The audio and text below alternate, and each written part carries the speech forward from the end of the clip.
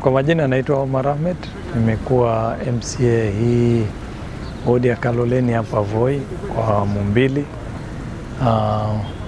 Na leo tumekuwa na sherehe ya Idul Adha. Mwanzo kwa Waislamu wenzangu wote na Wakenya wote ningependa kusema Eid Mubarak. Hii ni idi ndo huwa tunaita idi kubwa. Ndio idi ilikuwa na mambo mengi sana, na hii idi ndo inaambatanishwa na wale wenzetu wote wameenda haji, na leo ikiwa siku ya 10 ya haji kule. Na kitu muhimu idi hii, tunaangalia ama tunazingatia yale mafunzo yote ya Nabii Ibrahim, na hususan leo sote tutahitajika tuweze tukachinja kwa ule uwezo wetu. Kuna yule anaweza kachinja ngamia, anaweza kachinja ng'ombe, anaweza kachinja mbuzi, hata kuku, lakini ukaweza kuchinja kitu ili kudhihirisha yale yote Nabii Ibrahim alifanya. Pia wakati huu wa Idi pia ni wakati ya sisi kama jamii kuweza kujumuika, na leo hapa katika kiwanja hichi cha Moi Stadium tulikuwa tumejumuika Waislamu wengi wa kiume na wa kike, na pia vile katika misikiti mingine kando tofauti pia kumekuwa kuna sherehe kama hii, na mazingatio makubwa ni ya kuweza kukumbushana masuala ya kidini, masuala yanayozingatia ya kuwa saizi ni wakati wa kusaidiana, kupeana mkono, kupendana na kushirikiana, na ni muhimu kila mtu akiweza kufanya hivyo. Mimi hata ninapotoka hapa naenda zangu pia nyumbani, niende niangalie ile mbuzi yenye nimepata 1 ama 2 niweze nikachinja, alafu pia vile nusu niweze kupika na nusu nyingine niweze kupeana kwa majirani na wale watu wadhaifu zaidi kuliko mimi. Kwa hivyo hii ni idi yenye ina mafunzo mengi. Mafunzo ya kusahamili, kuvumiliana na kuweka imani kwa Mwenyezi Mungu zaidi. Hata imamu hapa ametuambia yatakana bado tumetoka katika idi ya Ramadhani ya Idul Fitri baada ya Ramadhani, na saizi tuko katika hii idi na hazijaachana kwa miezi mingi.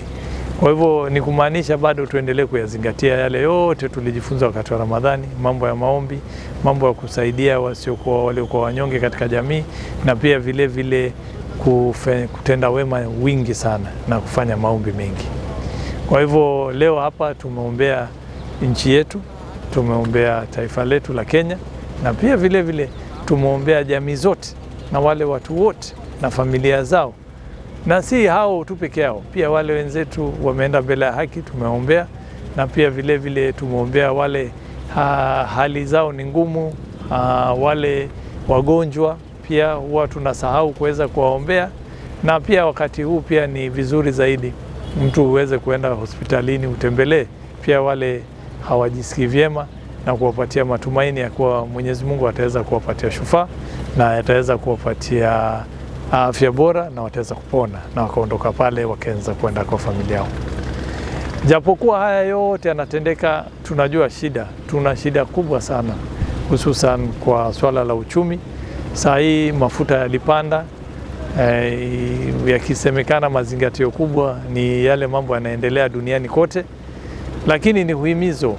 Ramadhani hii palile tulikuwa tunanunua mbuzi labda shilingi 5,000, 6,000, 7,000, saa hii mbuzi imefika 12,000 na 10,000, kumaanisha uchumi umekuwa si bora zaidi, kila kitu kimekuwa ghali, na ni muhimu serikali, yes, tunapenda sana serikali tufanyiwe maendeleo kila pahali, lakini kama uchumi umezorota, haya mambo ya mafuta bado hatujaanza kuyaona matokeo yake kamilifu, lakini nina matumaini katika siku zijazo tutaanza kuona matokeo ya masuala ya mafuta.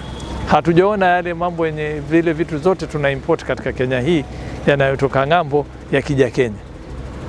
Kama kuna nchi yoyote imedhurika kule mbele, si pia nao watapandisha vitu, na huku kwetu kila mtu naye atapandisha kila kitu, kumaanisha kwa ule mnyonge itakuwa ni shida kubwa sana. Mimi ni tu kupatiana tu nasaha kwa serikali yetu. Tunapenda tujengewe barabara, tunapenda tufanywe kila aina ya maendeleo, lakini kama haya maendeleo na mafuta itakuwa bei ile, itakuwa ni bora zaidi haya maendeleo tuyapunguze kwa mwaka huu unaokuja, ili kushukisha bei ya mafuta na kukushon yule mwananchi wa kawaida. Ninajua kila mtu ana dhamira na kila mtu saizi tunaenda katika mwaka wa siasa. Kila mtu saizi anang'ang'ana afanye yale yote angetamani kufanya, lakini tusisahau mwananchi. Tusisahau mwananchi. Na ni muhimu hususan tumeambiwa na wizara mafuta yatapunguzwa tena na shilingi 10. Na bado wale wanaotumia usafiri na wanaotumia mafuta kwa njia tofauti, kila mmoja analia. Anasema leo mpaka nipandishe. Hapa mjini saizi hapa kwetu, wale watu wa bodaboda pale walikuwa unaenda na shilingi 50, saizi si 50, ni shilingi 70 ama 100. Kumaanisha kwa ule mtu mdogo kabisa atakuwa anaumia.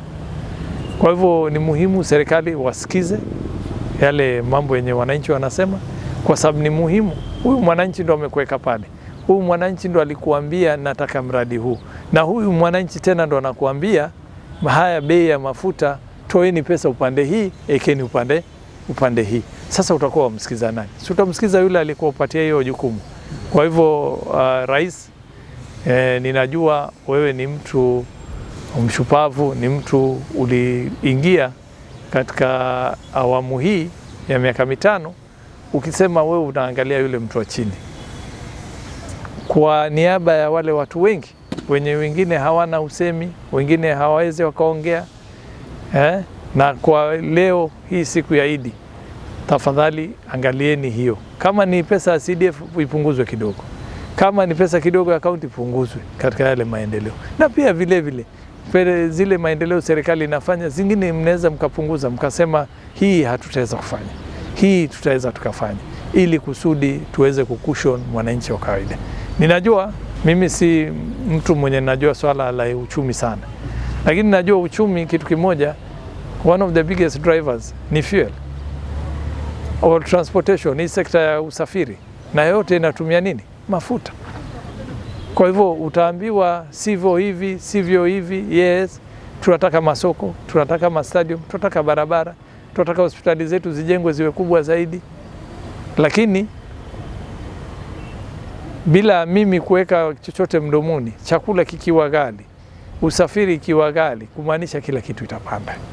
Kwa hivyo ombi langu ni ya kuwa sisi kama jamii tuweze tukakaa, tukakubaliana, tukasemezana, tukaona ni wapi tuweza tukasaidia, ili yule mnyonge zaidi asione yeye ana upweke zaidi, na yule mwenye ana uwezo zaidi asione naye pia amepokonywa zaidi, ili kusudi mwananchi wetu ama sisi kama Wakenya kwa ujumla, vile tunavyosema tunataka kuleta Wakenya wote pamoja, inamaanisha si wa kabila zote.